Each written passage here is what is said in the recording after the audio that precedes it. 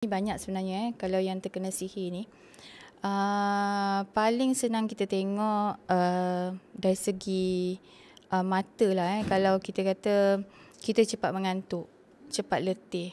Okay, orang yang kena sihir ni dia akan cepat lesu. Lepas dia asar, dia akan mata dia rasa berair, rasa penat, dia akan mengalami sakit, belikat kan.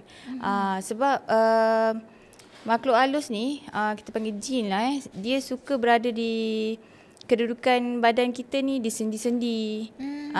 Jadi kita berfikir yang kita ni mungkin penat bekerja, sakit belikat kan, pinggang kita sakit, tulang belakang rasa sakit.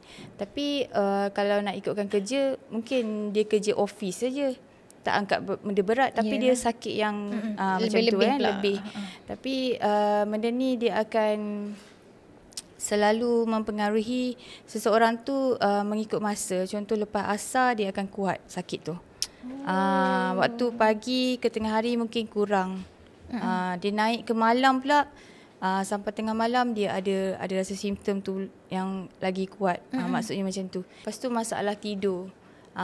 Biasa orang yang dipengaruhi sihir, ilmu atau terkena ilmu hitam ni dia akan sukar untuk tidur lah.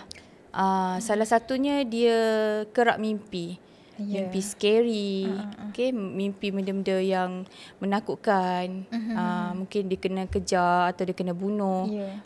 Mimpi orang kata binatang berbisa ke kan. Kadang-kadang bila kita tanya pesakit dia ada simptom ni ke tak kadang-kadang dia cakap dia tak ingat mimpi.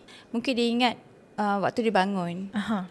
Nanti dia nak cerita dia dah lupa. Apa mimpi aku tadi kan. Mungkin dia rasa benda ni mainan tidur. Sebab kita dari kecil memang diajar mimpi mainan tidur. Tapi kebanyakan sebenarnya kalau dalam ilmu yang saya pelajari, ilmu rawatan ni, kebanyakan yang mimpi ni dia ada petanda-petanda gangguan lah.